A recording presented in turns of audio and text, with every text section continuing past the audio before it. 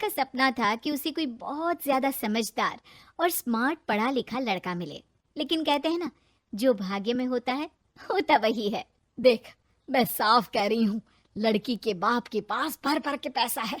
अरे एक बार लड़की ने तुझे पसंद कर लिया तो समझ के पैसे की तो नदियां भर जाएंगी, लेकिन फिर भी तेरी प्यास नहीं बुझेगी बेटा। अरे माँ, फ्रिज में मैंने 2 बोतल पानी की रखी है, और कैसे प्यास बुझेगी? अरे 5वीं फेल, मैं बात कर रही हूँ पैसों की प्यास की। तू गवाह नहीं समझेगा इस बात को। बस तुझसे लोगों की नौकरी करवा लो। वो क्या है ना आशीष की माँ, वो सीधा है, और जिसे तू लोगों की नौकरी बोल रही है ना, वो आशीष का प्यार है अपने लोगों के लिए, जिनसे वो प्यार करता है या जिनसे जुड़ा हुआ है वो। अरे जमाना नहीं रहा वो। अरे आज की डेट में तो ना बेटा माँ का है, ना ही पति पत्नी का। कैसी बात कर रही है माँ? चाहे दुनिया यहाँ की वहाँ क्यों ना हो जाए, मैं आपके बिना नहीं रह सकता, ना ही मैं आपको कभी धोखा दे सकता हूँ। अरे हाँ, ठीक है ठीक है। देख, लड़की को पढ़ा लिखा लड़का चाहिए तो वहाँ चुप रहना। जबान खोलेगा तो पता चल जाएगा कि 5वीं पास है। अरे तो पढ़ा देती ना आगे। माना सौतेली माँ हो, लेकिन दहेज की लालच तो अपने बेटे जैसी ही रख रही हो। पापा ऐसा मत बोलिए ना माँ को, वो मेरी माँ है, मैं उनसे बहुत प्यार करता हूँ। अच्छा अच्छा बेटा, कुछ नहीं कहता, बस तैयार हो जा, चलते हैं और देखते हैं कि कौन है लड़की और क्या चाहती है। सभी मिलकर लड़की देखने जाते हैं, जहाँ स्नेहा आशीष को देखकर ही इम्प्रेस हो जाती है। वाह, कितना हैंडसम है, काश इससे मेरी शादी हो जाती, लेकिन पता नहीं कितना पढ़ा लिखा है। स्नेहा, लड़का बहुत अच्छा है, बेचारी की माँ दूसरी है, लेकिन देख रही है ना, हीरा भी इतना चमकीला नहीं होगा जितना कि ये। स्नेहा को समझ नहीं आता कि वो क्या करे। वो आशीष से मिलती है, उसकी सादगी, उसकी बातें उसे भा जाती है। मैंने नहीं सोचा था कि इतना पढ़ा लिखा लड़का मुझे मिलेगा, मैं शादी करने के लिए तैयार हूँ। और फिर स्नेहा और आशीष की शादी हो जाती है। शादी के बाद सासू माँ कहती है, अरे बेटा, वो तेरे जेवर मुझे दे दे, मैं संभाल कर रख दूंगी। स्नेहा, जो कि खुद भी एक समझदार लड़की थी, नहीं नहीं, मैं अपने जेवर नहीं दूंगी, उसके लिए तो मैंने पहले ही लॉकर खुलवा लिया था माँ जी। ये मेरी कुछ आर्टिफिशियल ज्वेलरी है, इसे रख लीजिए। वैसे मेरी अलमारी में जगह नहीं है ना। सास बेचारी नई नई बहू से क्या उलझती। सुनिए जी, मैंने आपके लिए खाना और नाश्ता बना दिया है, ऑफिस कब जाना है? कौन से ऑफिस में? मैं तो घर का सारा काम करता हूँ। हाँ? क्या बात कर रहे हैं? इतना पढ़ लिख कर आप घर का काम क्यों करते हैं? कितना पढ़ लिख कर?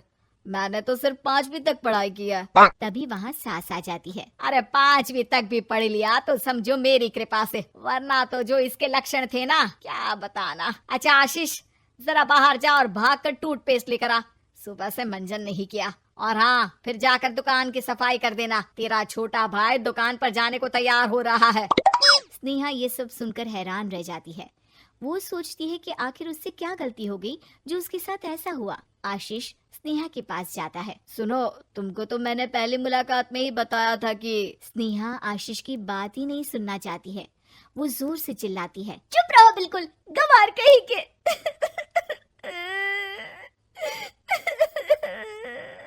कितना बड़ा धोखा हो गया मेरे साथ, अब मैं इस घर में नहीं रह सकती। प्लीज ऐसी बात मत करो, मेरी पत्नी हो तुम, जैसे बोलोगी मैं वैसा करूंगा। मैं कोशिश करूंगा बाहर जाकर कोई काम ढूंढ लूं, पर प्लीज मत जाओ। चुप रहो गवार कहीं के, मैं तुम्हारे जैसी की बीवी हो ही नहीं सकती।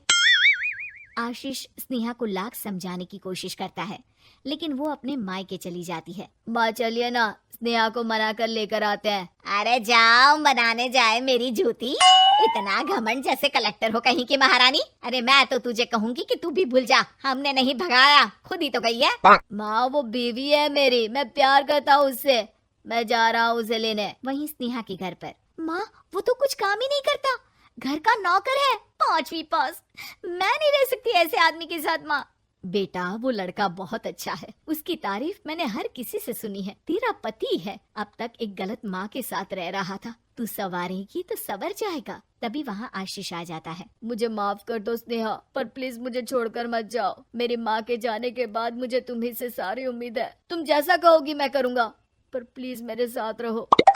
सबके समझाने बुझाने के बाद स्नेहा आशीष के साथ घर आ जाती है।